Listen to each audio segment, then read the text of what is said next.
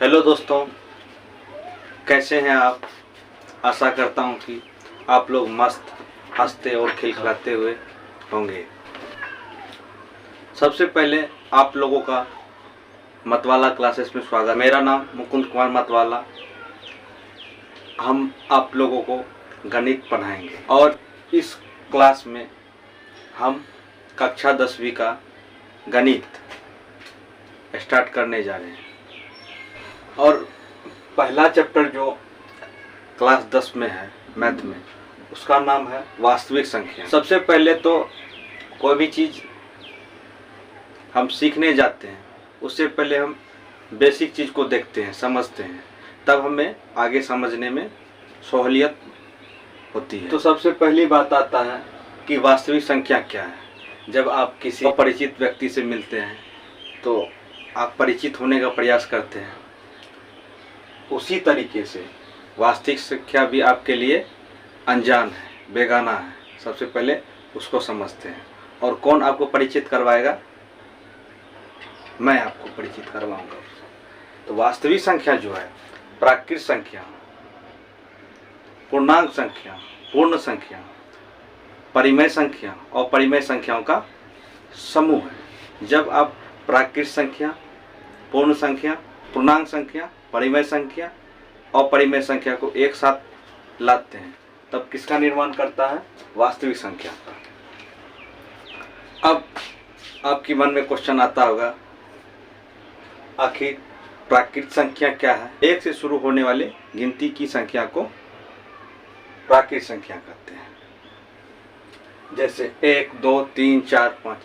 अब कभी बाजार जाते होंगे सामान खरीदने के लिए।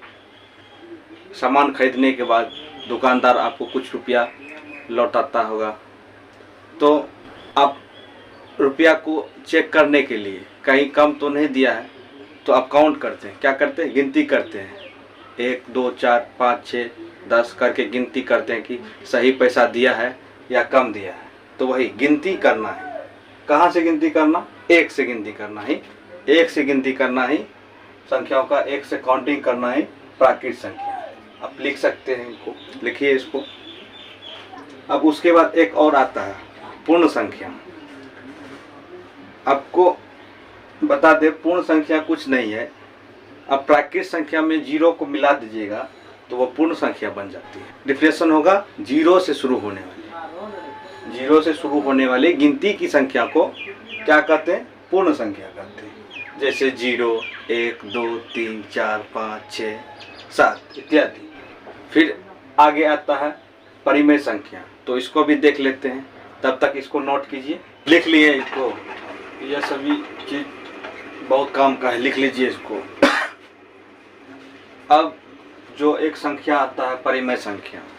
अब परिमेय संख्या क्या होता है, इससे भी आपको परिचय करवाते हैं, आपको परिचित करवाते हैं इससे भी। परिमेय संख्या वैसी संख्या जिसे p/q के रूप में लिख सकते हैं, उससे क्या कहते हैं? परिमेय संख्या कहते हैं। जहां आपको ध्यान देना है कि q 0 के बराबर कभी नहीं होना चाहिए।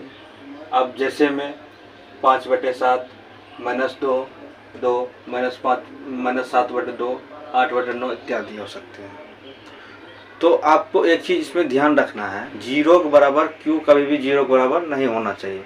अगर आपको कोई कहे, बहलाने का प्रयास करे, फुसलाने का, चॉकलेट देने का प्रयास करे और बोले कि बोलो q 0 के बराबर है, तो आपको कभी नहीं बोलना है, क्योंकि यह आगे में बहुत सारी समस्या क्रिएट कर देता है। तो इसलिए q 0 के बराबर नहीं होना चाहिए, क्योंकि जब q 0 के बराबर हो जाएगा तो बटे में नीचे में जब 0 के समान कोई नंबर आता है तो वह इन्फिनिटी होने लगता है। और मैथमेटिक्स में इन्फिनिटी मतलब जिसे गिन नहीं सकते। जब उसको गिन नहीं सकते तो उसका क्या होगा? इसलिए हमेशा ट्राई करते हैं कोई भी संख्या इन्फिनिटी नहीं हो जाए, इसलिए हम 0 कभी नहीं देते हैं। अब एक और संख्या आता है, अपरिमेय संख्या। तो अपरिमेय संख्या क्या है?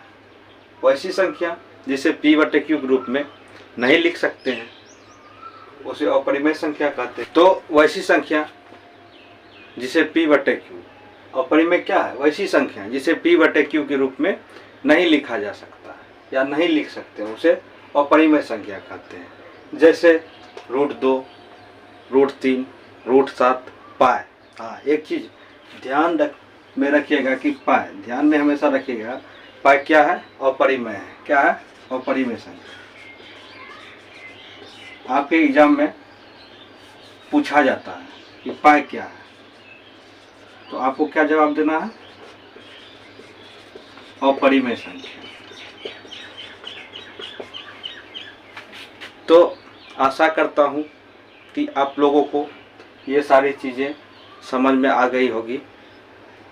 अब हम अगले वीडियो में कुछ और जो बचा है बेसिक चीज़, उसके बारे में पढ़ेंगे।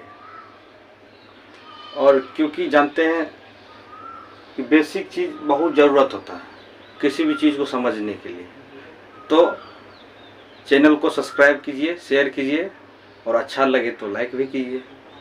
अब आपको मिलेंगे अगले वीडियो में।